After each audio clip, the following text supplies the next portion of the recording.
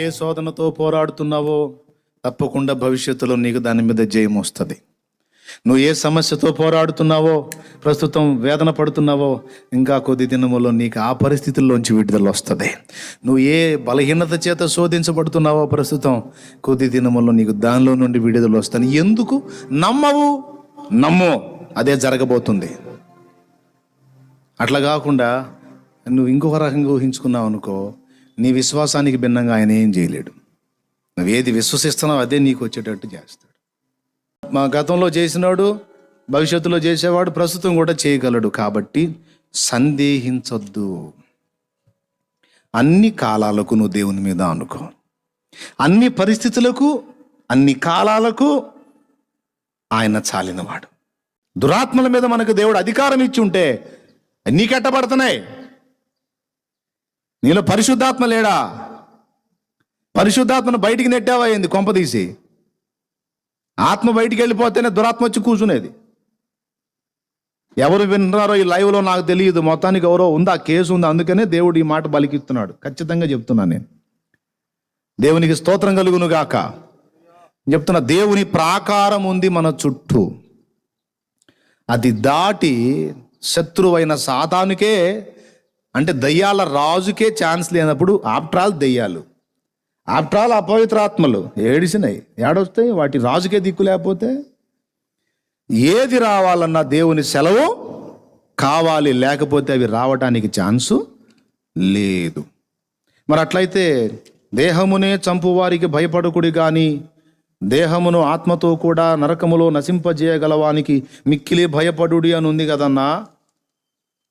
మరి దేహమును చంపుతాడని ఉంది కదా శత్రువు. అంటే వాడు చంపాలన్నా కూడా ఈ పెద్ద ఆయన అవకాశం ఇవ్వాలి. ఆయన చిత్తమైతే, ఆయన నీకు సమయం అంతవరకు నిర్ణయించి ఉంటే తప్పకుండా ఆయన అవకాశం ఇస్తే అప్పుడు అది జరగవచ్చు. నేను చెప్తున్నా, వాడు దేహాన్ని చంపాలన్నా ఏం చేయాలన్నా దేవుని సెలవు తప్పనిసరి తప్పనిసరి తప్పనిసరి. సింపుల్గా చివరిలో ఈ అంశాన్ని ఈ పాయింట్ ముగించేటప్పుడు ఒక మాట చెప్తా. అపోస్తలులు 12 దాదాపు 11 మంది హతసాక్షులయ్యారు. శిరచ్ఛేదం చేసి కొందరిని, ఖడ్గము చేత యాకోబుని, తల నరికి పౌలుని, అట్లాగా తలక్రిందులుగా సిలువ వేసి అపోస్తుడైన పేతురుని, ఇట్లాగా అపోస్తలుల్ని రకరకాలుగా 11 మందిని హతసాక్షి మరణం పొందేటట్టు చేయనిచ్చాడు. యోహానుని మాత్రం అలా గానిలా. వాళ్ళని చంపేసినట్టే యోహానును కూడా చంపేద్దామని సలసల సలసల కాగుతున్న నూనెలో ఒక పెద్ద డేషా లాంటిది తెప్పించి దానిలో నూనె పోసి ఏందో అంత రిస్క్ తీసుకున్నారు. మరి నాకు అర్థం కావట్లా. అంటే యోహాను మరణం చిత్రవదగా ఉండేటట్టు, వెరైటీ కోసం, అందరిని ఒకే విధంగా చంపకుండా ఈ మరణం ఎలా ఉంటుంది, ఈ మరణం ఇది ఎంత బాధాకరంగా ఉంటుందని ఎక్కువ బాధ పెట్టి, హింస పెట్టి చంపాలని నూనెని బాగా సలసల సలసల సలసల కాగబెట్టి, ఆ కాగు బాగా తెరులుతున్నప్పుడు అలాగు పట్టి వేసేసాడు యోహానుని. ఏం గాల, హాయిగా కూర్చున్నాడు నూనెలో. నాకు తెలిసి ఆయన బయటికి తీసేటప్పుడు పట్టుకున్నోడి చేతులు మాడిపోయి ఊడిపోయి ఉంటాయి. సింహాల దగ్గరికి తీసుకెళ్ళి విసిరారంట. అలాగ లేచి వచ్చి అలాగ వాసన చూసి పక్కకి వెళ్ళిపోయినాయి. ఏం చేస్తే ఏమాత్రం ఆయన సెలవీయకపోతే బిలాం అంటాడు, బాలాక్ అంటాడు, ఇదిగో నువ్వు శపించాలని నేను తీసుకొచ్చింది ఇశ్రాయేలుని, నువ్వేంటి వాళ్ళని దీవిస్తున్నావేంటి, వాళ్ళ మంద ఇప్పటికే ఎక్కువ ఉంది, ఇంకా డెవలప్ కావాలని అంటున్నావేంటి, శాపం పెట్టు అని ప్రాధేయపడితే బిలాం అంటాడు, ఎవడ్రా పిచ్చోడా, ఏమని శపించేది రా, యెహోవా శపించలేదే. బా, నాకు నవ్వొచ్చింది ఆ మాట చదివినప్పుడు. నేను శాపం పెడితే, నా సొంతంగా పెడితే దాన్ని నెరవేర్చేవాడు దేవుడురా. నేను ఆశీర్వాద వచనం పలికితే ఆ ఆశీర్వాదం ఇచ్చేవాడు దేవుడు. నేను శాపవచనం పలికితే ఆ శాపాన్ని నెరవేర్చేవాడు దేవుడు. కాబట్టి నేను శాపం పెట్టినా దీవించినా ఆయన సెలవు లేకుండా అవి నెరవేరవురా. ఏమని శపించేది, యెహోవా శపించలేదే. యాకోబు సంతానము విస్తారమగును. పాపం 7 సార్లు అంతే జరిగిద్ది. ఎందుకు ఈ మాట చెప్పానంటే ఆయన సెలవు లేకుండా సలసల కాగుతున్న నూనె కాదు, సింహాలు కాదు, ఏం చేసినా చావడు. ప్రభువు సెలవు లేక చంపగలిగేవాడెవడు, చచ్చేవాడెవడు. ఆయన అవకాశం ఇచ్చాడు అనుకో, ఏం అవసరంలా, పండుకున్నాడు పండుకున్నట్టే పోవచ్చు. కత్తులు కటారులు తీసుకొని ఏదో గందరగోళం చేసి చంపాల్సిన అవసరంలా. నిద్రపోయేవాడిని నిద్రలోనే తీసేస్తాడు ఆయన సెలవు అయితే. ఇంతవరకు మీకు స్పష్టంగా అర్థమైందని అనుకుంటున్నాను. కాబట్టి ఒక ప్రాణాన్ని తీయాలన్నా, ఒక వ్యక్తిని ఇబ్బంది పెట్టాలన్నా దేవుని అనుమతితోనే జరుగుతావి. కాబట్టి ఇక్కడ ఈ 3 అంచెల కంచె ఏబు చుట్టూ ఉంచింది ఎందుకు నేను మీకు గుర్తు చేశానంటే, దేవుని విశ్వసించి కూడా పూర్తిగా నమ్మలేక, పూర్తిగా ఆనుకోలేక, ఆధారపడలేక, ఇరుగు పొరుగునున్న అన్ని జనులు మాట్లాడే మాటలు బాగా ఆళ్ళతో కూర్చొని ఈ పనికి మళ్ళీ ముసలమ్మ ముచ్చట్లు వేసుకొని దేవుని వాక్యం కంటే కూడా ఈ మాంత్రిక విద్యల గురించి, ఈ సిద్ధాంతుల వ్యవహారాలు, మాంత్రికుల వ్యవహారాలు మాట్లాడుకొని, ఈ వాస్తులు మాట్లాడుకొని, ఇవన్నీ పనికి మళ్ళీ మీటింగుల్లో కూర్చొని మైండ్ పాడు చేసుకొని డబ్బులు, ఇల్లు, ఒళ్ళు మొత్తం గొల్ల అనమాట. స్పష్టంగా చెప్పా. ఇంకా అర్థం కాకపోతే మీ కర్మ, నేను చేయగలిగింది ఏం లేదు. దేవునికి స్తోత్రం. కాబట్టి నేను చెప్తున్నా, ఆయన సెలవు లేకుండా ఏ మాంత్రిక విద్య కూడా నీ మీద పారదు. వాడు ఏమన్నా చేసుకొని డైరెక్ట్గా ఎదురుగా కూర్చోబెట్టి కూడా చేయని, అది పని కాదు. ఆయన సెలవు కావాలి. ఇంతవరకు గ్రహించండి. ఇక విషయానికి వస్తాను. ఏం చేశాడు? ఏబు చుట్టూ కంచె ఉంచాడు. మన చుట్టూ కూడా భద్రత ఉంది. అట్లయితే ఇప్పుడు ఏంటంటావు అంటాడు. ఏముంది, వెళ్ళి శోధించి ఆయన రంగు తేలుద్దామంటే నువ్వు అడ్డాలు వేసావుగా, తీసే, అప్పుడు చెప్తా. అదే ఏబు, ఏ ఏబు గురించి నువ్వు మంచి సాక్ష్యం చెప్పావో అతడే తేడా అని నేను రుజువు చేస్తాను అన్నాడు. అట్లయితే పో, అతని ప్రాణమును మాత్రము ముట్టవద్దు, అతనికి కలిగిన సమస్తము నీ చేతనైనట్టు చేసుకో, అతడు మాత్రం నన్ను వదిలిపెట్టడు ఓ అన్నాడు. వెళ్ళాడు. మీకు జరిగేది తర్వాత మీకు తెలుసుగా, ఇంకా నేను దాన్ని కూడా చెప్పేది ఏముంది, మీకు దండం పెడతాను, ఏబు చదవండి అర్థమైపోయింది. కాబట్టి అంటే దండం ఎందుకంటే చదవని వాళ్ళకంటే చదివే వాళ్ళకి కాదు. కాబట్టి ఏబు చదవండి అంటే ఫ్రీగా మాట్లాడుతున్నాను, మరోలా అనుకోవాకండి. వెళ్తాడు, ఆస్తులన్నీ పోయేటట్టు చేస్తాడు, పిల్లలు చచ్చిపోయేటట్టు చేస్తాడు. అంతా నష్టాలే, అంతా దుర్వార్తలే వస్తూ ఉంటాయి పాపం. తర్వాత అదంతా అయిపోయిద్ది, మళ్ళా మీటింగ్ అయిద్ది. నాకు తెలిసి ఈ సన్నివేశం కోసమే మీటింగ్ పెట్టాడేమో నా డౌటు. ఎక్కడ? పరలోకంలో మళ్ళా దేవుని దూతలందరూ ఒక చోట సమకూడేటువంటి దినం ఒకటి తటస్థింపగా, యెహోవా సముఖమున అందరూ కూడి వచ్చినప్పుడు మళ్ళా వచ్చాడు వీడు. మళ్ళా అడిగాడు, అబ్బా ఎక్కడి నుంచి వచ్చావు అని. నువ్వు ఎక్కడి నుండి వచ్చితివని వారిని అడుగగా, అపవాది భూమిలో ఇటు అటు తిరుగులాడుచు అందులో సంచరించుచు వచ్చితినని యెహోవాకు ప్రత్యుత్తరం ఇచ్చెను. అందుకు యెహోవా, నీవు నా సేవకుడైన యోబు సంగతి ఆలోచించువా? అతడు యథార్థవంతుడును న్యాయవంతుడై. మళ్ళా చూడండి ఏం చెబుతున్నాడో సాక్ష్యం. దేవుని యందు భయభక్తులు కలిగి చెడుతనమును విసర్జించిన వాడు భూమి మీద అతని వంటి వాడు ఎవడునూ లేడు. నిష్కారణముగా అతన్ని పాడు చేయుటకు నీవు నన్ను ప్రేరేపించినను. నిష్కారణముగా అతన్ని పాడు చేయటానికి సాతాను దేవుణ్ణి ప్రేరేపించాడంట. నాకు అర్థం కాదు. సాతాను ఈయనను ప్రేరేపిస్తే సాతాను ప్రేరణకి దేవుడు లొంగుతాడా? దాన్ని రౌండ్ చేసి కొంచెం ఆలోచన చేయాలి ఆ పాయింట్ని. ఇప్పుడు మనుషులు మనం ఆ ప్రేరణకు లొంగితేనే అరుస్తాడు ఆయన. గలతీ సంఘానికి పౌలు రాస్తూ సున్నతి ఆచరించాలి, ధర్మశాస్త్ర క్రియలు పాటించాలి అని మీకు బోధించే బోధ దేవుని సంబంధమైనది కాదు. మీకు ఈ ఆలోచన వచ్చిందంటే ఇది దేవుని ప్రేరణ కాదు. అవన్నీ కాదనే కదా మనం క్రీస్తు రక్తమును ఆశ్రయించి విశ్వాసమును బట్టి మనం కృపచేత రక్షింపబడ్డాం. మళ్ళీ మీరు ధర్మశాస్త్ర క్రియలు ఫాలో అవ్వాలి, సున్నతి పొందాలి, విశ్రాంతి దినాచారాలు, పండుగ ఆచారాలు అన్నీ చెయ్యాలని ఎందుకు అంటున్నారు? మీరు విశ్వాసమును బట్టి కృపచేత రక్షించబడ్డారని మీకు తెలుసు కదా. మరి మీరు అట్లా కాకుండా ధర్మశాస్త్ర క్రియల వలన నీతిమంతులు అయితే క్రీస్తు సిలువ వ్యర్థమే కదా. మనంతటా మనం దేవుని ఎదుట నీతిమంతులంగా నిలవటం సాధ్యం కాదు కాబట్టే కదా ఆయన ప్రాణం పెట్టింది. మళ్ళా మీ సొంత క్రియల చేత దేవుని మెప్పించడానికి ఎందుకు మీరు సిద్ధపడుతున్నారు? ఈ ప్రేరణ మిమ్మును పిలిచిన వాని వలన కలుగలేదన్నాడు. అంటే ఇది దేవుని ప్రేరణ కాదురా, సైతాను ప్రేరణ, జాగ్రత్త అన్నాడు. బాగా గమనించాలి. అంటే సాతాను ప్రేరణకు లొంగవద్దు. అలాగే ఎందులో ఉంది ఇది? గలతీ పత్రిక నేను చెప్పింది ఎందులో ఉంది? కనపడలే, పక్కకు పెట్టినరా, చూడండి.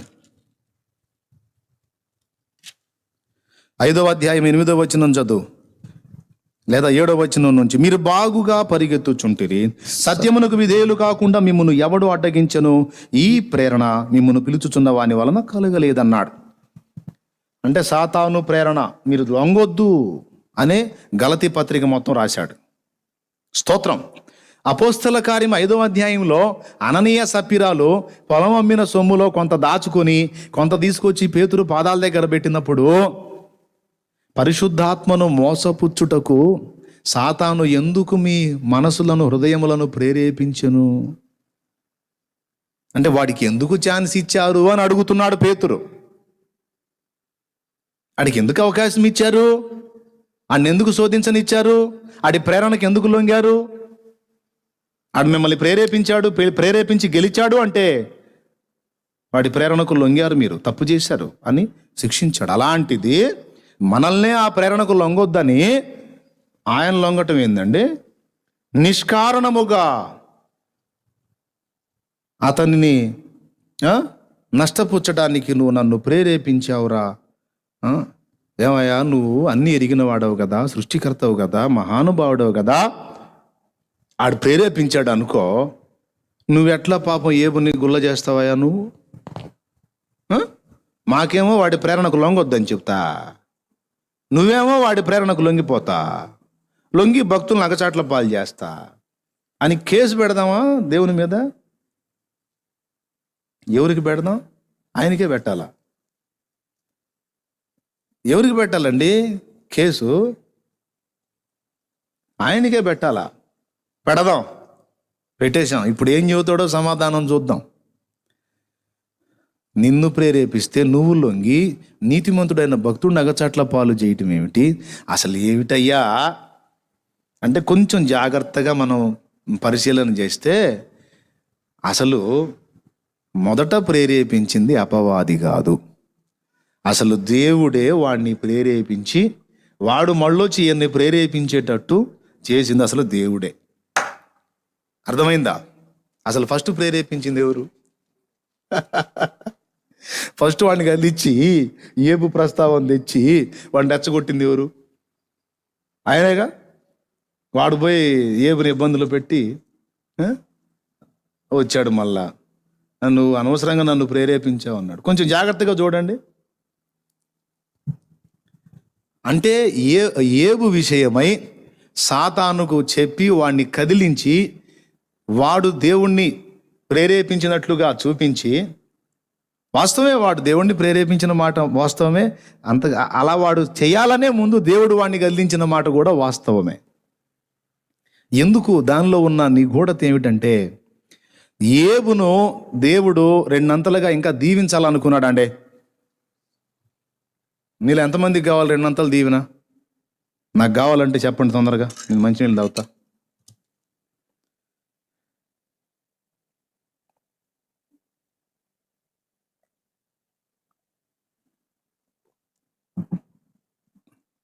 ఏబు రెండంతల దీవెన భూ సంబంధమైంది అనుకుందాం. మనకి రెండంతల దీవెన ఇహ పర దీవెన, ఇహలోక దీవెన, పరలోక దీవెన. కావాలా మీకు? మీరు చెప్పండి, మీకు వద్దా? చేతులు ఎత్తండి, నాకు కావాలన్నాడు. రెండంతల దీవెన కావాలా? రైట్. ఏబు కూడా దేవుడు రెండంతల దీవెన ఇద్దాం అనుకున్నాడు. ఇద్దామని ఏబుని కొంచెం ఎక్సర్సైజ్ చేస్తే దేవుడు ఏవైతే ఇష్టపడ్డాడో ఖచ్చితంగా ఆ విషయాలు ముందు చెప్పానే 3 సంగతులని, ఆ 3 సంగతులు ఈయనలో కనపడ్డాయి. ఏమిటి ఆ 3 సంగతులు అంటే, మొట్టమొదటిది విశ్వాసములో స్థిరత్వము లేకపోవుట, విశ్వాసములో చంచలత్వం. నంబర్ 1 రాసుకో. నంబర్ 2 స్వనీతి. నంబర్ 3, అవసరమైతే దేవుని కార్యాలను కూడా ప్రశ్నించి నేరారోపణ చేసే పరిస్థితి.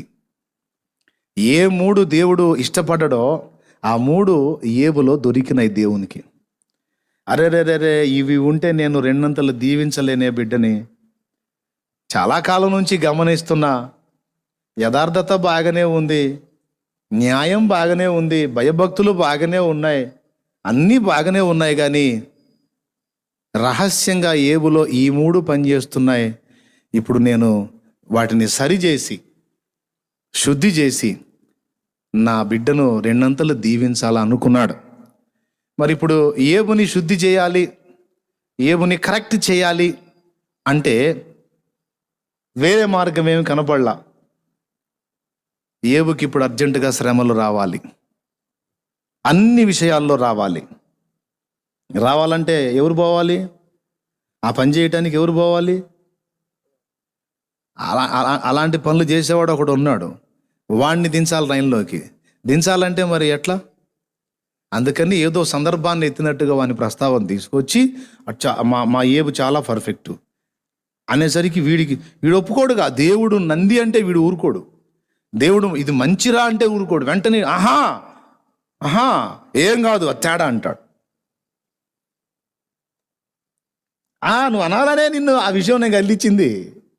నేను ఏబుని మంచి అంటాను, నువ్వు ఏబు తేడా అంటావు, నాకు తెలుసు.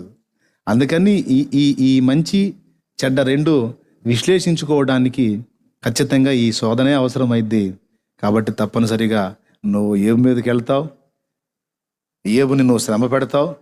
ఆ శ్రమ ద్వారా ఏబులో ఏ 3 అయితే నేను ఉండకూడదు అనుకున్నాను అవన్నీ విరగొడతాను, ఏబుని నేను రెడీ చేసుకుంటాను, 2 దీవెన దీవిస్తాను అని దేవుడండి మనతో మన విషయంలో వ్యవహరించేటప్పుడు నాన్నలాగా వ్యవహరించడం ఇక్కడ కనపడిద్ది మనకి, కన్న తండ్రిలాగా. దేవుడు అనగానే అచ్చంగా సింహాసనం మీద కూర్చొని కత్తి తీసుకొని రే చంపేస్తా అన్నట్టుగా మాత్రమే ఊహించటం కాదు.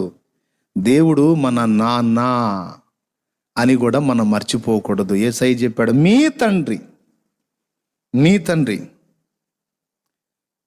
ఎవరు మీ తండ్రి? పరలోకమందున్న మీ తండ్రి. అరే ఆ పాట ఎప్పుడుదిరా? సింహము పిల్లలైన లేమిగల, అదేనా? వీళ్ళేందిరా పాటలన్నీ అక్కడ ఇరికిచ్చి కూర్చున్నారు. సరే, మీ తండ్రి మీకేం కావాలో ఆయనకు తెలుసు కాబట్టి మీరు ఇలాగ ప్రార్థన చేయండి. మీ తండ్రి రహస్యమందు చూస్తున్నాడు. మీ తండ్రి మీ నాన్నరా బాబు అని పరిచయం చేశాడు యేసయ్య. ఎవరిని? తండ్రిని.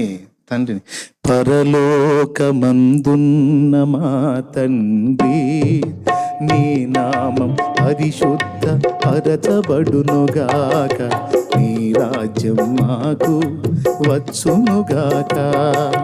పరలోకమందున్న మా తండ్రి, నీ నామం పరిశుద్ధ పరచబడునుగాక, నీ రాజ్యం మాకు వచ్చునుగాక. దేవునికి స్తోత్రం. ఆ టైం ఎంత పోతుందో చూడండి. మళ్ళా పాపం ఎక్కువైతే ఇబ్బంది అయింది వాళ్ళకి. పెందలాడు ముగించేస్తాను మరి.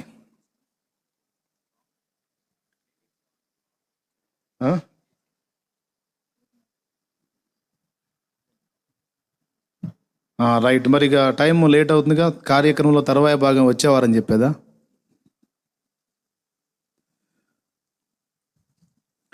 కొంతమందికి పాపం పైసలు ఇల్లే, కొంతమందికి ఛార్జింగ్ ఇల్లే. అట్లాంటి సమస్యలు ఏమైనా ఉన్నాయా? ఫుల్గా ఉన్నారా? రైట్. ప్రియులారా, ఏదో ఒక విలువైన సమాచారం మీకు అందించాలనే నా సిద్ధపాటు. దేవుణ్ణి కూడా నేను వేడుకునేది. లైవ్లోకి వచ్చినప్పుడు కానీ విడిగా మాట్లాడినప్పుడు కానీ ఏదో ఒక విలువైన సందేశం మీకు ఇచ్చి మిమ్మల్ని ఆత్మీయంగా ప్రోత్సహించాలని నిరంతరం ప్రయాసపడతా ఉంటా. కాబట్టి ఏ అంశాన్ని కూడా దయచేసి తేలిగ్గా తీసుకోకుండా సీరియస్గా 1-2 సార్లు వినండి, వివేచించండి, మీలో ఉంటే సరి చేసుకోండి. తప్పకుండా మీరు దీవించబడతారు. సరే, పాయింట్కి వద్దాం. ఇప్పుడు ఏబుని అభ్యంతరపరచున్నట్లుగా, ఏబుని శోధించినట్లుగా సాతాను దేవుణ్ణి ప్రేరేపించాడా? దేవుడే సాతాను గల్లించాడా? విచిత్రం. అసలు ఆ ఏ ప్రస్తావన తెచ్చిందేమో ఈయన. వాడు రెచ్చిపోయి నాకు పర్మిషన్ ఇయ్యని పోయి వాడు ఇబ్బంది పెట్టి వస్తే ఈయన అంటాడు, నువ్వు అసలు అనవసరంగా నన్ను పాప నీతిమంతుని శోధించడానికి ప్రేరేపించావురా, అమాయకుడిని నన్ను మోసం చేసావురా నువ్వు అన్నట్టు మాట్లాడుతున్నాడు. నాకు నవ్వు వచ్చింది అది చదివినప్పుడు. అంతేకాదండి, సాతానుకి ఏబులో ఉన్న లోపాలు చెప్పాడా? ఏబులో ఉన్న మంచి సంగతులే చెప్పాడు, కానీ ఏబులో దేవుడికి కనిపించిన లోపాలు సైతానుకు చెప్పాల. ఎందుకు? ఆయన మమత అది. ఎంత పనికిమాలిన కొడుకైనా సరే వాడి లోపాలు బయట వాళ్ళకి చూస్తాం మనం. బయట వాళ్ళు వస్తారు, ఏమండే మీ వాడేందని ఇట్లా చేశాడని. ఎవరు? మావాడా? ఎవరిని చూసి ఎవరు అనుకుంటున్నావు నువ్వు? మావాడు ఇప్పుడు దాకా మావాడు ఇక్కడే ఉంటా. అవి లేదండి, ఇప్పుడు వచ్చి బయట వచ్చి ఇప్పుడు దాకా ఆడి మా వాడిని కొట్టి వచ్చాడండి. ఎరా లేదు నాన్న నేను కొట్లా, వాడే నన్ను ఇక్కడ కొట్టాడు అని వీడు మళ్ళా ఒట్టిదే తను వచ్చాడు వీడు. వచ్చాడా? ఆడాడా? ఆహా నేను ఇప్పుడుదా ఇక్కడే చూసాలే వాడిని. కొట్టావరా? లేదండి నేను కొట్టలేదు నాన్న, వాడి నన్ను ఇక్కడ కొట్టాడు. ఏమయ్యా మా వాడు ఎట్ట కనపడుతున్నాడు? పిల్లలు అన్నప్పుడు కొట్టుకుంటారా? అయినా మీ వాడి కొంచెం దుడుకు ఎక్కువ. ఉట్టిదే వీడే టెంపరు.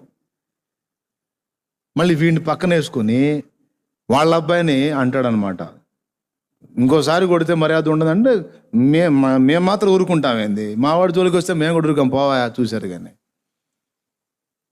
కొట్టాడు. వచ్చావు చెప్పడానికి వా అని చెప్పినాడు పంపించి తలుపులేసి అప్పుడు ఈయన తిడతాడు. పరిగెత్తు కూడా కొడతా కదవా, ఎన్నిసార్లు కవర్ చేయాలరా నిన్ను అని మళ్ళీ వీడికి స్పెషల్ క్లాస్ ఇస్తాడు అన్నమాట. ఒక తండ్రి మమత అది. బయటవాడికి పట్టిస్తాడా? పట్టిడు. అలాగని చెప్పని ఊరుకుంటాడు. తలుపులేసి మళ్ళీ వీడికి కౌన్సిలింగ్ చేస్తాడు తండ్రి. ఏబు దగ్గర మరో దగ్గర మనకి ఇదే కనపడింది. ప్రధాన యాజకుడగు యెహోషువ. ఒకసారి మీరు జకర్యా గ్రంథము 3వ అధ్యాయము 1వ వచనం నుంచి చూడండి ఒకసారి. మరియు యెహోవా దూత ఎదుట ప్రధాన యాజకుడైన యెహోషువ నిలవబడుటయు, సాతాను ఫిర్యాది అయి అతని కుడి పార్శ్వమున నిలబడుటయు అతడు నాకు కనపరచును. సాతాను, యెహోవా నిన్ను గద్దించును, యెరూషలేమును కోరుకుని యెహోవా నిన్ను గద్దించును, ఇతడు అగ్నిలో నుండి తీసిన కొరివలే ఉన్నాడు కదా. చూడండి ఒక్కసారి ఆ వచనం మరి అబ్జర్వ్ చేయండి. ప్రధాన యాజకుడు యెహోజాదా కుమారుడైన యెహోషువ. మీరు మోషే యెహోషువ అనుకునేరండోయ్, ఆయన కాదు.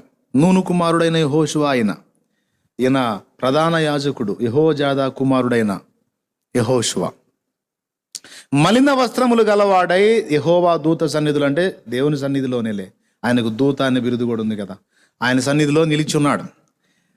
పక్కన సాతాను ఫిర్యాది అయి నిలుచున్నాడు. అంటే వాడు అపవాదులు మోపడానికి వచ్చాడు. ఎవరి మీద? మలిన వస్త్రాలతో కనపడుతున్న యెహోషువ మీద. వాడు కంప్లైంట్లు చేస్తే, ఫిర్యాదులు చేస్తే ఈయన అంటాడు, ఏమయ్యా ఎవరి గురించి మాట్లాడుతున్నావు? మావాడి గురించేనా? యెహోషువ గురించేనా? భలే వాడివే, అగ్నిలో నుండి తీసిన కొరవి వలె ఉన్నాడు. అంటే మావాడు నిప్పు. దేవునికి స్తోత్రం, హల్లెలూయా. అమ్మాయి కొంచెం బుద్ధిహీనత ఉన్నా సరే తల్లిదండ్రులు సంధిస్తారు, మా అమ్మాయి నిప్పు. వీడు కాస్త గడ్డి తినే చేష్టాలు ఉన్నా సరే మావాడు నిప్పండి, అసలు మావాడు ఎరగడు, అన్యాయంగా మావాడు అబండాలు మోపుతున్నా, మావాడు నిప్పు అన్నట్టు యెహోషువను గురించి ఆయన ఏమంటున్నాడు చూడు, మావాడు నిప్పు, అగ్నిలో నుండి తీసిన కొరవ అంటే నిప్పులాగా ఉన్నాడు, పట్టుకుంటే కాలిపోయేంత నిర్మలంగా ఉన్నాడు. కానీ ఆ నిప్పు మీద కాస్త బూడిద ఉంది. ఆ బూడిద ప్రస్తావన దాటల్లా. అగ్నికి బూడిద పట్టదు కానీ నిప్పుకు పట్టిద్ది. నీవురు కప్పిన నిప్పు అంటారు కదా, నీవురు కప్పేస్తుంది పైన బూడిద. వాడు వెళ్ళిపోయాడు. ఆడు ఫిర్యాదులన్నీ చేశాడుగా, ఆ ఫిర్యాదులన్నీ విని మా వాడు అగ్నిలో నుండి తీసిన కొరవి వలె ఉన్నాడు అంటే వాడు వెళ్ళిపోయాడు, అపవాది వెళ్ళిపోయిన తర్వాత దూత ఆ, దగ్గర నిలిచిన వారిని పిలిచి ఉమ్, ఇతని మైలుబట్టలు తీసివేయడని ఆజ్ఞాపించి, ఆ, నేను నీ దేశమును పరిహరించి ఉమ్. ప్రశస్తమైన వస్త్రములతో నిన్ను అలంకరించుచున్నానని సెలవిచ్చాను. అద్దుగో, దోషం ఉందా లేదా? దోషం ఉందా లేదా? ఉంది. కానీ ఏమంటున్నాడు? వాడికి సంధిచ్చాడా? వాడికి ఇవ్వలా. మావాడు నిప్పండి అన్నాడు, నిప్పని ఆయన పంపించాడు. ఒక తండ్రిలాగా వ్యవహరిస్తున్నాడు చూడండి. యెహోవా దూత అని ఉందిగా, దేవుడు అంటావేంది నువ్వు అని మళ్ళీ ఒక లాజిక్ అడుగుతారేమో. దోషములు పరిహరించేది దేవుడే అని మర్చిపోవద్దు. నేను దూత అంటున్నాడు, ఏమని? దూత కాదు, ఆయన దేవుడే. నేను నీ దోషమును పరిహరించి ప్రశస్తమైన వస్త్రములతో నిన్ను అలంకరించుచున్నానని సెలవిచ్చాను. అద్దుగో, పరిశుద్ధుడవు నీతిమంతుడవు, పరిశుద్ధుడవు నీతిమంతుడవు, పాపపు వస్త్రము మార్చిన దేవా, పరిశుద్ధుడవు నీతిమంతుడవు, పాపపు వస్త్రము మార్చిన దేవా, ప్రాపుగ రక్షణ వస్త్రమిచ్చితివి. ఆ ఆ,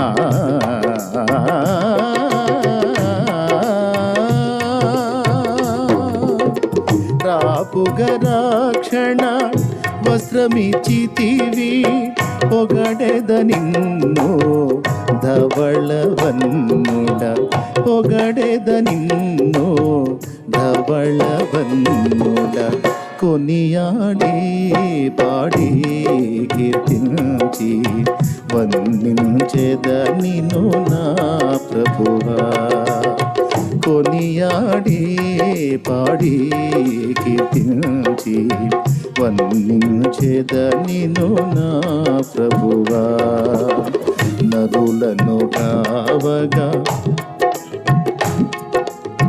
నరులను కావగా పరమును వీడి భువి కరుదెంచిన కృపగల దేవా, భువి కరుదెంచిన కృపగల దేవా, కొనియాడి పాడి కీర్తించి వందించెద నిన్ను నా ప్రభువా. దేవునికి స్తోత్రం. మళ్ళీ దాని ఫీల్ మార్చకండి.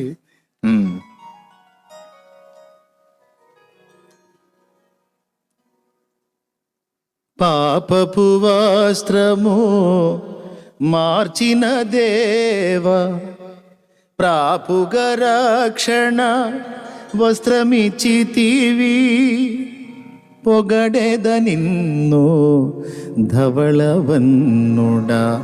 సైతాన్ గాడు రోజు పోయి చేసేది అదే పని. అక్కడ ప్రకటన గ్రంథము 12వ అధ్యాయము 9-10 వచనాలు అదే కదా.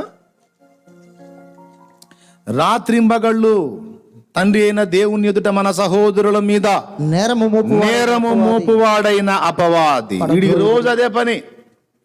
షాలేం రాజు విషయం పోతాడు, షాలేం రాజు మంచోడు అంటున్నావు, వాడు ఫుల్ తేడా, ఇదిగో ఇది చూడు అది చూడు అని చెప్పని నా చిట్టా మొత్తం అక్కడ చెప్తాడు.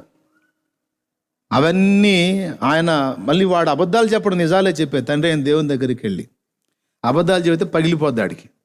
ఆడు చెప్పేది నిజాలే, నేను చేసిన లోపాలు ఏమైనా ఉంటే అవన్నీ తీసుకెళ్ళి కంప్లైంట్ చేస్తాడు. అవన్నీ తండ్రి వింటాడు. అప్పుడు యేసయ్య కదులుతాడు.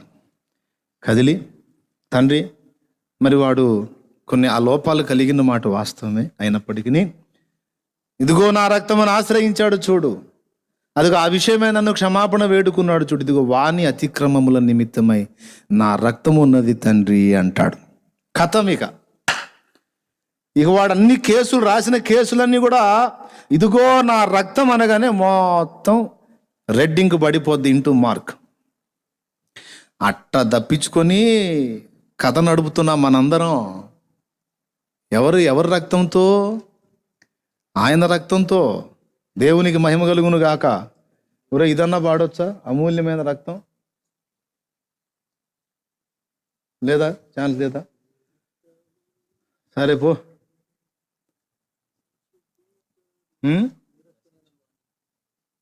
కాబట్టి ఆ రక్తమే ప్రతిరోజు మనకు ఆశ్రయం అయిపోయింది. ఆయన తండ్రి కుడి పార్శ్వమున కూర్చున్నాడు. ఎందుకో తెలుసా? మన పక్షమున విజ్ఞాపన చేయడానికి. ఏమిటి ఆ విజ్ఞాపన అంటే, వాడొచ్చేమో కేసులు రాస్తుంటాడు, కేసులు రాసుకొచ్చినవి అన్ని తీసుకొచ్చి అప్పచెప్తాడు. ఈయనేమో దానికి నిష్కృతి, పనిష్మెంట్. మన మీద వచ్చిన డైలీ ఎవ్రీడే మన మీద కేసులు వస్తుంటాయి. మనం ఏ నడక పడక తలంపు ఆలోచన క్రియ మాట చేష్ట అన్నిటికీ కేసులు వాడు రాసుకొని పోతుంటాడు. అదే పని వాడికి. పగలు రాత్రి తేడా కూడా లేదంట. రాత్రి పగళ్ళు మన మీద నేరం మోపువాడైన అప్పవాది. కేసులు రాస్తూ ఉంటే అక్కడ కొట్టేస్తూ ఉంటాడు యేసు రక్తం వచ్చేది. కాబట్టి హాయిగా పాపాలు చేసుకోండి అని చెబుతున్నానా? పంపలు అంటుకుపోతాయి. చూసి చూసి చూసి ఆయన రక్తం ఉంది కదా అని పిచ్చి చేష్టలు పదే పదే చేసి దేవుణ్ణి ఆయాస పెడితే ఒక్కసారి ఇస్తాడు కోటింగ్. అరే నువ్వేందిరా నా ప్రేమని నా త్యాగాన్ని ఏదో అలుసుగా తీసుకొని ఆట ఆడుతున్నావు, తప్పురా, మర్యాదగా మారు మనసు పొందని చెబుతాడు. మారితే సరే సరి, లేకపోతే నువ్వు ఎట్ట మారతావు అట్టొస్తాడు. చెవులు గలవాడు వినుగాక. దేవునికి స్తోత్రం. కానీ నిన్ను తొందరగా మాత్రం అప్పచెప్పడు. వాడు కేసులు రాసినారు, ఏ నువ్వు అట్ట చెప్తున్నావు కానీ మావాడు బంగారం అని చెప్పుకునే మంచి తండ్రి మన దేవుడు. రొట్టె చప్పట్లో దేవునికి మహిమ చెల్లిస్తూ అప్పచెప్పడు. ఏబును కూడా అప్పచెప్పలా. వాడిని కవ్వించి ఏబును వాడు శోధించేటట్టు చేసి ఏబులో ఉన్న 3 లోపాలు సరిచేశాడు. ఏమిటి ఆ 3 లోపాలు అంటే, మొట్టమొదటిది, ఏబు తన విశ్వాస విషయమై కొంచెం అస్థిరుడుగా కనపడుతున్నాడు. దాన్ని దేవుడు కరెక్ట్ చేయాలనుకున్నాడు. అస్థిరుడు అంటే నిన్నటికి నేటికి నమ్మాడు కానీ రేపటికి నమ్మలేకపోయినాడు దేవునిని.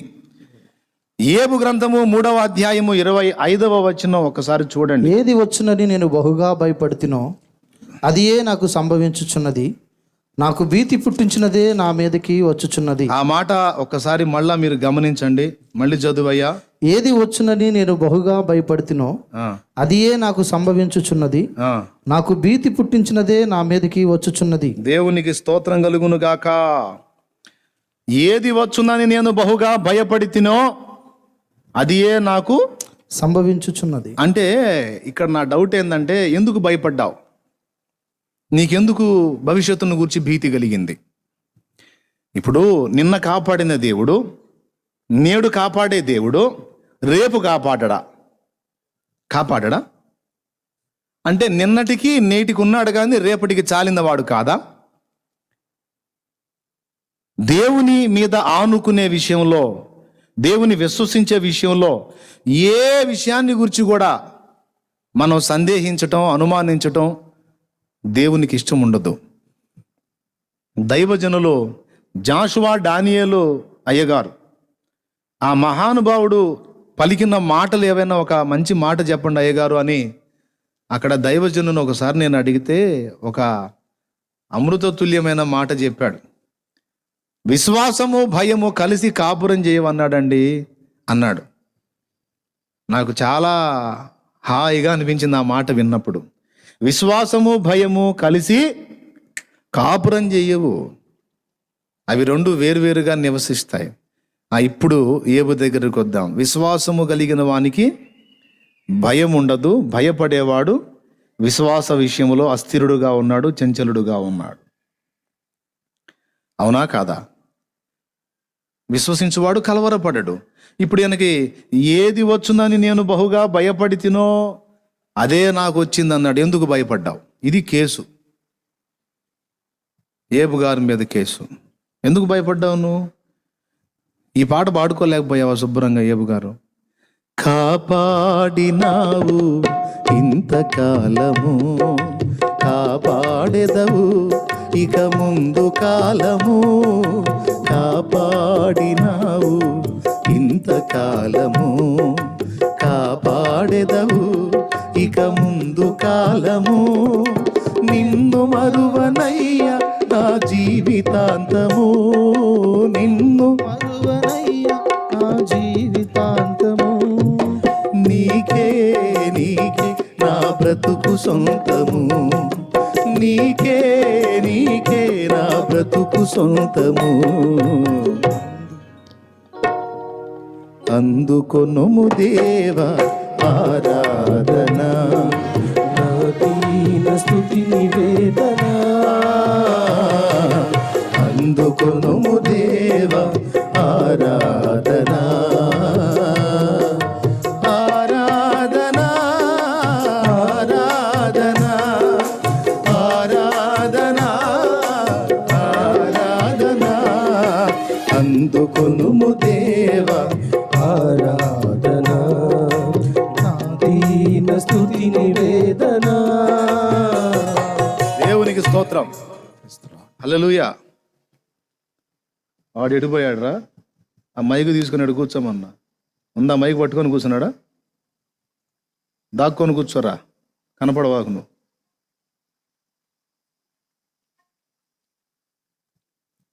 ఎట్లా నువ్వు కాపాడాడు బిడ్డ ఆపదలో.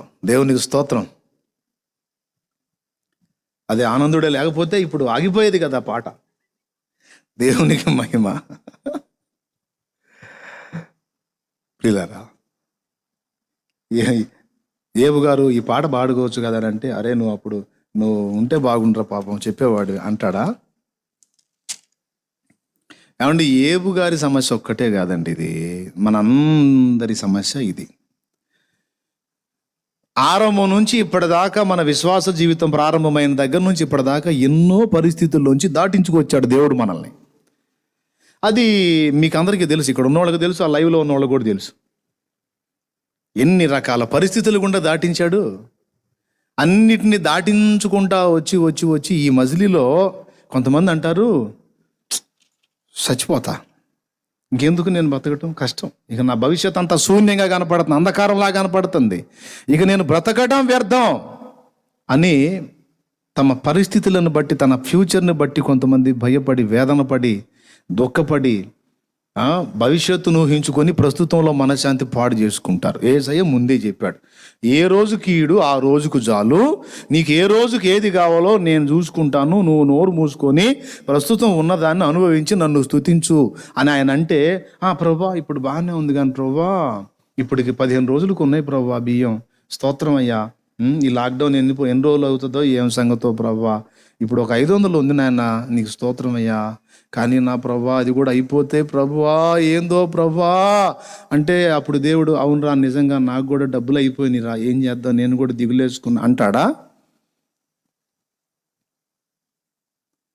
నీకోసం ఆకాశ వాకిలి విప్పుతాను నాయనా, ఎందుకు నువ్వు అట్లా భయపడతావు, నేను లేనా, నిన్ను పోషించుకోలేనా, నీకు అన్నం పెట్టలేనా, ఎందుకు నువ్వు శూన్యంగా ఆలోచించుకుంటావు అని. ఇప్పుడు లాక్డౌన్ సమస్య ఒక్కటే కాదు, అన్ని విషయాల్లో. అంటే పిల్లలు ఏదో చిన్న పిల్లలుగా ఉన్నప్పుడు అది వేరే సమస్య అన్నయ్య, పిల్లలు కొంచెం పెద్దోళ్ళు అయ్యారు కదా, పెళ్ళికి వచ్చారు కదా, వాళ్ళ పెళ్ళిళ్ళు ఏం చేస్తాడో మరి, అదే కొంచెం నాకు దిగులు అన్నయ్య, అన్నం వంట పట్టట్లేదు అన్నయ్య. అట్టయితే మానేసి ఎండుకొని పెందలాడిపో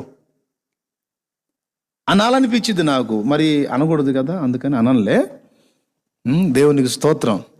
హల్లెలూయా. పిచ్చి ముఖమా, నిన్ను పుట్టించినవాడు, నీకు ఆ పిల్లల్ని పుట్టించినవాడు నీ సంగతి ఆలోచించి పెట్టాడు, నీ పిల్లల సంగతి కూడా రెడీ చేసి పెట్టాడు. ఆ టైం వచ్చిందాకా ఆగిద్దంతే. ఆ సమయం వచ్చినప్పుడు నువ్వు ఆపినా ఆగదు. గుర్తుపెట్టుకో, ఏదైనా సరే అన్నీ ముందే సిద్ధపరచబడి ఉన్నాయి, సందేహించొద్దు. రేపటికి ఏం జరిగిద్దో, రేపు పరిస్థితి ఏందో అని రేపటిని గురించి వికృతంగా ఊహించుకొని ఈరోజు దేవుడు నీకు ఇచ్చే ఆనందాన్ని పాడు చేసుకోవద్దు. అలా పాడు చేసుకున్నాడు యోబు. అరే అష్టైశ్వర్యాలు ఇచ్చాడు, కమ్మని భార్య, పిల్లలు, 10 మంది సంతానం, దాసదాసి జనాంగం, మంచిగా ఆయనంటే గౌరవించే సమాజం, సిరి సంపదలు అన్నీ ఇస్తే కమ్మగా కళ్ళ ముందు ఉన్నదాన్ని కడుపు నిండా దీన్ని దేవా నీకు స్తోత్రం అనుకోకుండా ఏవి అనుకున్నాడంట, సిరి సంపదలు ఇప్పుడు నాకు అద్భుతంగా ఉన్నాయి, ఈ భవిష్యత్తులో ఒకవేళ పోతే నా గతి ఏంది, పోతాయేమో, నా భార్య ఇప్పుడు నన్ను ఒక దేవుళ్లాగా గౌరవిస్తుంది, నా భార్య నన్ను అమితంగా ప్రేమిస్తుంది, ఈ ప్రేమ నిజంగా స్థిరంగా ఉంటుందంటావా? ఏమో, భవిష్యత్తులో నా భార్య నాకు రివర్స్ అయిద్దేమో. పిల్లలందరూ బాగున్నారు, పచ్చగా ఉన్నారు, హాయిగా ఉన్నారు, కళకళలాడుతూ ఉన్నారు, 10 మంది పిల్లలు. నా భోజనపు వాళ్ళ చుట్టూ ఉలివ మొక్కల్లాగా వీళ్ళకి ఏమన్నా అయిద్దేమో, అమ్మో వీళ్ళకి ఏమన్నా అయితే నేను తట్టుకోగలనా? నా శరీరము ఉక్కులాగుంది, అమ్మో దీనికి ఏమన్నా అయితే నేను సహించగలనా? వింటున్నారా? ఎవరి పిల్లలన్నా చనిపోయినప్పుడు ఆ దృశ్యం ఆయన చూస్తే నా పిల్లలు కూడా ఇట్లాగ అయిపోతారేమో అని భయపడేవాడట. ఎవరికన్నా రోగం వచ్చిన వ్యక్తిని చూస్తే అమ్మో నాకు ఈ రోగం వస్తే ఏమైద్దో, నాకు వచ్చిద్దేమో అని భయపడేవాడట. ఎవరి భార్య అయినా భర్త మీద రివర్స్ అయితే అది చూసినప్పుడు అమ్మో నా భార్య నా మీద ఇలా రివర్స్ అయిద్దేమో ఏమో ఏమో నేను ఏది వచ్చునని భయపడుతునో అది ఏమో అని కొంప ముంచింది. దేవునికి స్తోత్రం కలుగునుగాక. హల్లెలూయా. అది ఎందుకు అంతసేటు భయపడ్డావు? ఇప్పటిదాకా నీ భార్యను నీకు లోబరిచిన దేవుడికి ముందు లోబరచడా? ఇప్పటిదాకా నీ పిల్లల్ని క్షేమంగా కాపాడిన వాడికి ముందు కాపాడడా? ఇప్పటిదాకా నిన్ను ఆదుకున్న దేవుడికి ముందు ఆదుకోడా? కానీ భవిష్యత్తును ఊహించుకొని ఏబు ప్రస్తుతాన్ని దుర్భరంగా గడుపుతున్నాడు. అది మండింది దేవుడికి. ఇప్పుడు నీకు నాకు అదే చెబుతాడు, నువ్వు అసలు భవిష్యత్తు గురించి నువ్వు చింతపడవాకు, నువ్వు నన్ను నమ్ముతున్నావా అంటాడు. ప్రభా, అయ్యో, అమ్మో తండ్రి స్తోత్రం, నిన్ను నమ్మక ఎవరు నమ్ముతానయ్యా, అమ్మ బాబోయ్ కదా. మరి ఎందుకు అదురుపోతావు భవిష్యత్తు గురించి? నన్ను నమ్ముతున్నాను అన్నప్పుడు నేను ఉండేవాడిని ఉంటాను కదా. మనుషులైతే పోతారేమో, వీళ్ళు పోతే మనకు మాట ఇచ్చిన వాళ్ళు పోతే మన గతి ఏందని అనుకోవచ్చు. నేను నిరంతరము జీవించుచున్నవాడను, నీవు నన్ను నమ్ముతున్నాను అంటావు, ప్రస్తుతాన్నేమో దుఃఖభరితంగా గడుపుతున్నావు. నాకు ఇది బాధగా ఉంది బిడ్డ, నీకు ఇచ్చింది కూడా నువ్వు సంతోషంగా అనుభవించట్లేదు. నీ కళ్ళ ముందు నేను పెట్టిన ఆహారాన్ని తృప్తిగా తినట్లేదు, భవిష్యత్తుని గురించి ఆలోచించుకొని ప్రస్తుతాన్ని దుర్భరంగా గడుపుతున్నావు. కాబట్టి నేను ఊరుకోను, ఈ పైత్యం నీలో వదలగొట్టాలా. కావాలంటే మీరు కూడా కంపేర్ చేసి చూసుకోండి ఆ వచనాల్ని. ఇదే భావం వచ్చిద్దో ఇంకో భావం వచ్చిద్దో మరి నాకు చెప్పొచ్చు, ఇబ్బంది లేదు, నేర్చుకుంటానికి కూడా రెడీ నేను. దేవునికి మహిమ. ఇప్పటిదాకా కాచిన దేవుడికి ముందు కూడా కాయగలడని నమ్మాలి. అలా నమ్మకపోతే కోపం దేవునికి. అలా నమ్మకపోవటం మనలో ఒక లోపం. ఓకే, చెప్పండి, నమ్ముతున్నారా భవిష్యత్తుకు కూడా దేవుడు చాలినవాడనే? ఇప్పటిదాకా ఆదుకున్నవాడు, ఇప్పటిదాకా పోషించినవాడు, ఇప్పటిదాకా నడిపించినవాడు, నిన్ను నీ బిడ్డల్ని మొత్తాన్ని ఆదరించగలుగుతాడు. భవిష్యత్తులో కూడా ఆయన ఉంటాడు, తోడై ఉంటాడు, ఖచ్చితంగా నిన్ను ఆదరిస్తాడనే నమ్మకం నీకుందా? లేకపోతే కౌంటర్ కావాలా నీకు కూడా ఏపుకు పడ్డట్టు? జాగ్రత్త, సరి చేసుకోమని చెప్తున్నాడు. అందుకే ఏబు చరిత్ర రాయించి పెట్టాడు. నంబర్ 1 అయిపోయింది. టైం కూడా అయిపోయినట్టుంది. దేవునికి స్తోత్రం.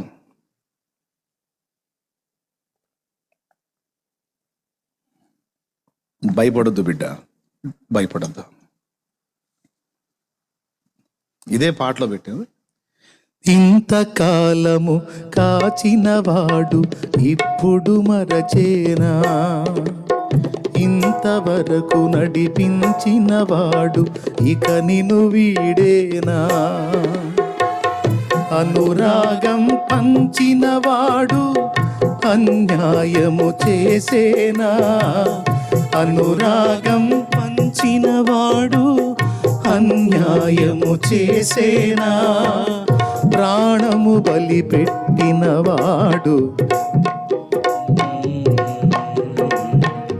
ప్రాణము బలి పెట్టినవాడు ప్రేమించుట మానేనా, గుర్తు చేసుకో మనస గుండెలోన దాచుకో, గుర్తు చేసుకో మనస గుండెలోన దాచుకో, గతకాలపు జీవితమున యేసయ్య కార్యాలు, గతకాలపు జీవితమున యేసయ్య కార్యాలు గుర్తు చేసుకో మనస గుండెలోన దాచుకో.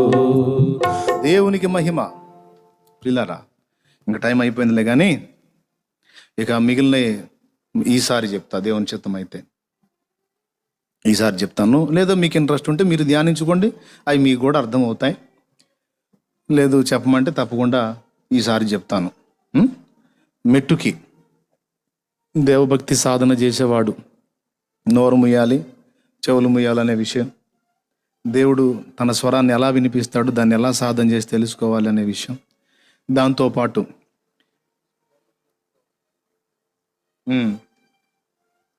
తర్వాత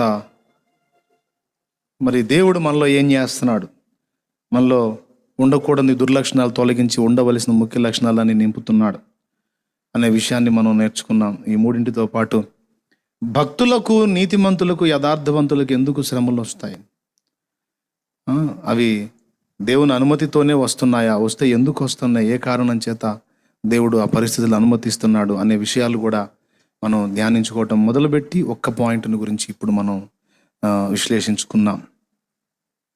అది ఏబులో దేవునికి కనిపించినటువంటి ప్రథమ లోపం ఏంటంటే, నిన్నటికి నేటికి నమ్మాడు కానీ భవిష్యత్తు. మరి లాజరు సోదరి మార్త విషయం మనం చూస్తే, మార్త లేదు, నిన్నటికి నమ్మింది, భవిష్యత్తుకు నమ్మింది, కానీ ప్రస్తుతానికి నమ్మలేకపోయింది. లాజరు చనిపోయాడు, సమాధిలో పెట్టారు. సమాధిలో పెట్టి దుఃఖపడుతుంటే పోయాడు యేసయ్య. వాళ్ళ దుఃఖం చూసి ఆయన కూడా దుఃఖపడ్డాడు, ఒక మనిషిగా స్పందించాడు. తర్వాత లాజర్ని ఎక్కడ పెట్టారు అని అడిగితే చూపించింది. ఏమంటుందో తెలుసా యేసు ప్రభుతో? ఫస్ట్ ప్రభువా, నీవిక్కడ ఉండి ఉంటే నా సహోదరుడు చావకపోవును అన్నది. యోహాను సువార్త 11లో ఉంటుందండి, మీకు అందరికీ తెలిసిన సంగతి. ఇంటికి వెళ్ళి తర్వాత ధ్యానించుకోండి. ఇంటికి వెళ్ళి ఇంటికాడే ఉన్నారుగా, ఇంట్లోనే ధ్యానించుకోండి, చేయగలిగినే ఉంది. యోహాను సువార్త 11లో ఉంటుంది. 30 ఏమొచ్చినా అది, ప్రభువా నీవిక్కడ ఉంటే, ఆయన పాదముల మీద పడి, ప్రభువా నీవిక్కడ ఉండిన ఎడల నా సహోదరుడు చావకుండున నేను. అంటే గతించిపోయింది. మా అబ్బాయి చనిపోయాడు, తీసుకెళ్ళి భూస్థాపన చేసేసాము, గుహలో పెట్టేశాము. అదే నువ్వు నా రోజుల క్రితంగా ఉన్నట్టయితే బతికేవాడు. అంటే నిన్నటికి దేవుడు, ఓకే, నిన్నటికి చాలినవాడు అని చెప్పింది. సరే, ఆయన అన్నాడు ఎక్కడ పెట్టారు, పద ఆ గుహ దగ్గరకు పద చూద్దామంటే తీసుకెళ్తా మధ్యలో మాటలు జరిగినాయి.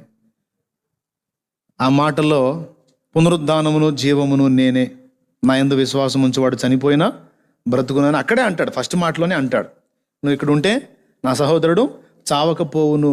అంటే అమ్మ కొంచెం బిజీ పని పడి ఆగానమ్మా అనలా. ఏమన్నాడు చూడండి, కుదరలేదమ్మా, ఏం చేద్దాం, నన్ను రానిపోయా జనం, అందుకని ఆగిపోయాను అనలా.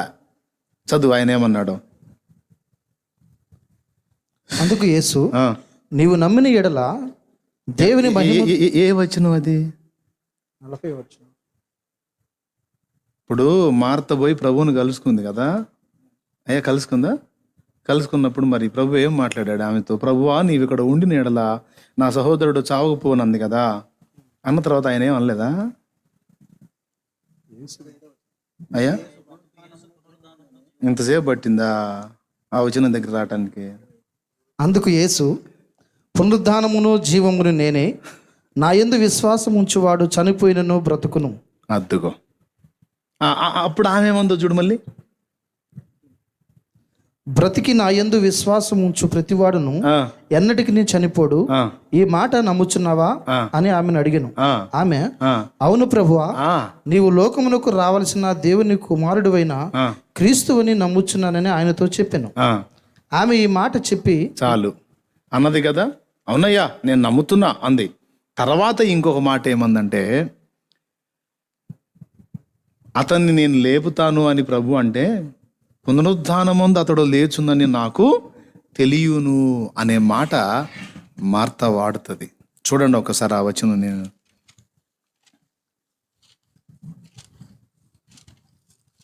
యోహాను సువార్త దేవునికి స్తోత్రం కలుగును గాక. 24వ వచనం చదువు.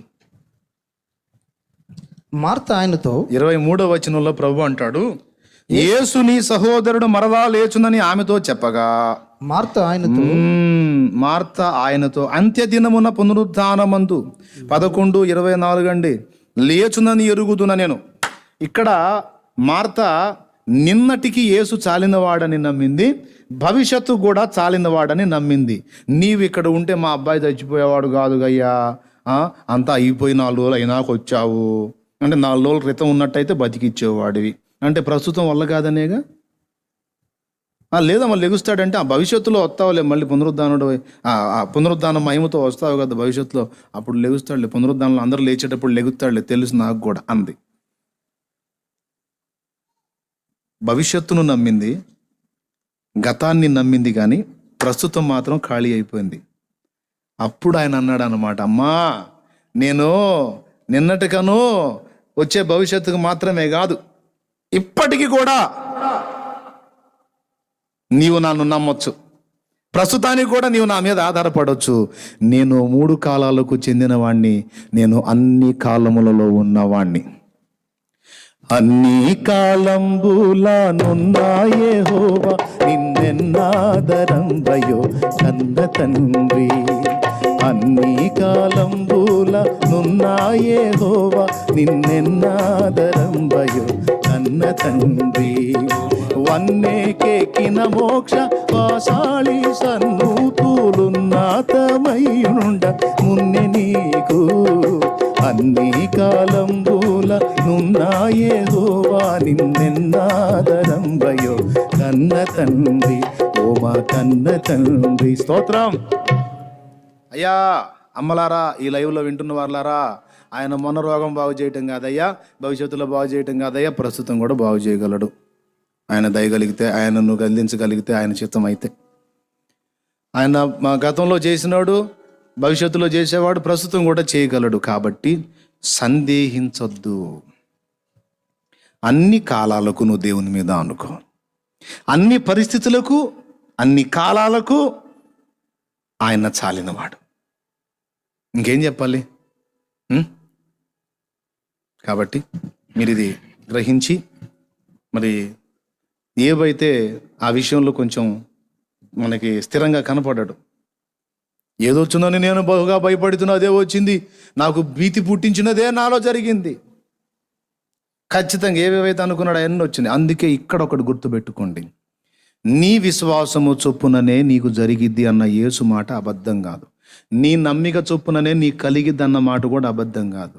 మన అంతరంగ విశ్వాసం ఏదైతే మనం ఏర్పరచుకుంటామో దాని ఫలితమే మనం పొందుతాం. కొంతమందికి ఊరికే ఇక వికృతంగా ఊహించుకుంటూ ఉంటారు జీవితాన్ని. అట్లా ఊహించుకోవద్దు. గందరగోళం అయిపోయినా సరే నీ జీవితం విశ్వాస నేత్రాలతో చూడు. శూన్యంలాగున్న నీ జీవితాన్ని సుందర సృష్టిగా నా దేవుడు చేయబోతున్నాడు. ఎండమావి ఎడారిలాగా మారిపోయిన నీ జీవితాన్ని నువ్వు చూసుకుంటున్నావు. నా బ్రతుకిలాగా అయిపోయింది, ఇది బాగుపడిద్దా అనే వేదన నిన్ను ఆవరించినట్లయితే విశ్వాస నేత్రాలతో చూడు. ఎండ మావులే జీవజల నదులుగా నా దేవుడు మార్చబోతున్నాడు. నా జీవితంలో చేశాడండి, నీ జీవితంలో కూడా చేస్తాడు ఆయన. నేను అదే నమ్మా, నా దేవుణ్ణి నేను నమ్ముతున్నా. కఠినమైన శ్రమలలో నేను ఉన్నప్పుడు, ఈరోజు ఇలా ఉన్నా ఇది ఇలాగునే కొనసాగదు.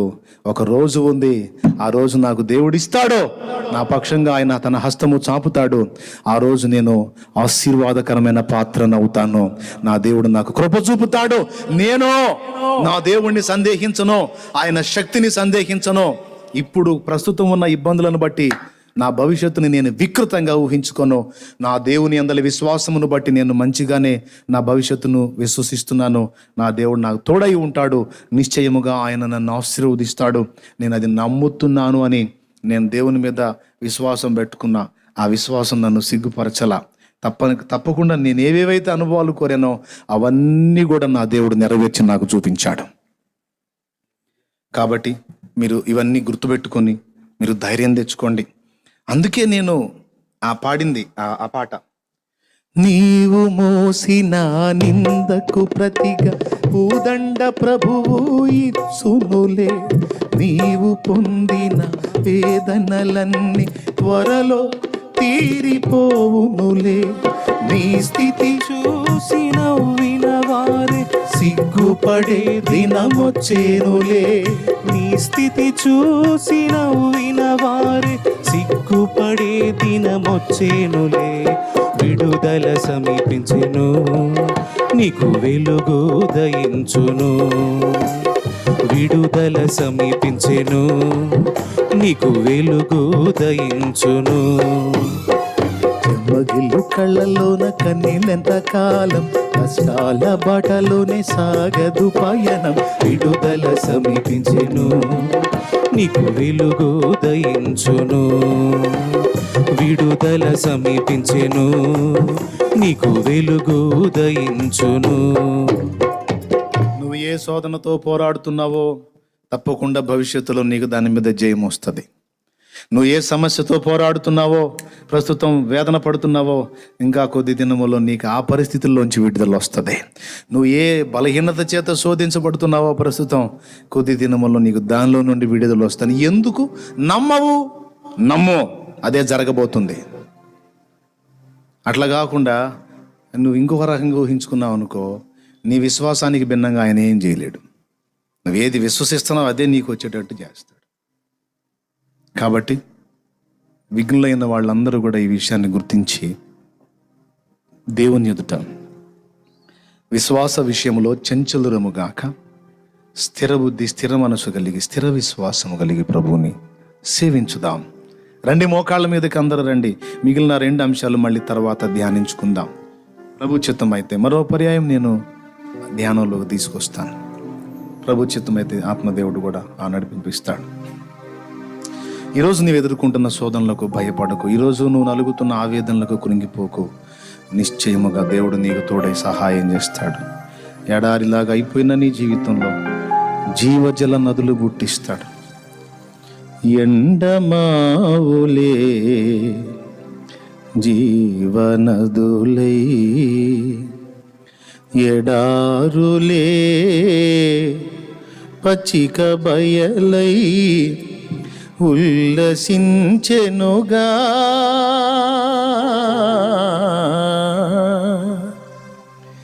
ఇది నీ దయగాదా యెహోవా, ఇది నీ కృపగాదా.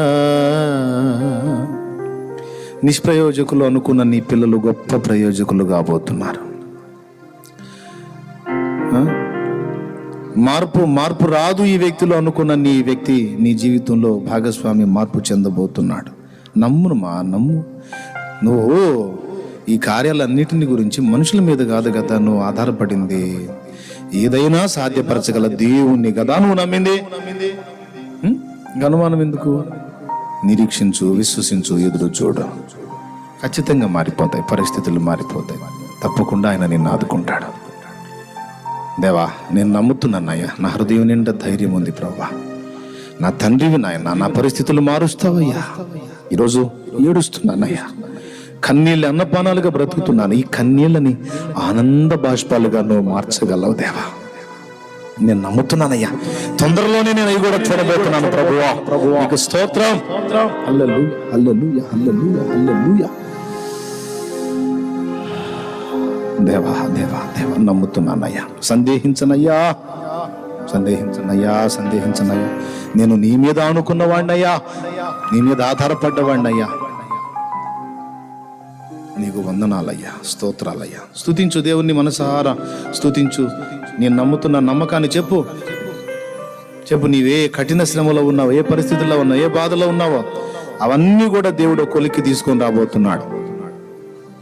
నీ బిడ్డల జీవితాలు, నీ వ్యక్తిగత జీవితం, నీ కుటుంబ జీవితం, నీ ఆత్మీయ జీవితం, నువ్వు పీడించబడుతున్న శోధనలో, నువ్వు వదిలిపెట్టలేకపోతున్న బలహీనతలో ఇక త్వరలోనే వదిలిపోబోతున్నాయి.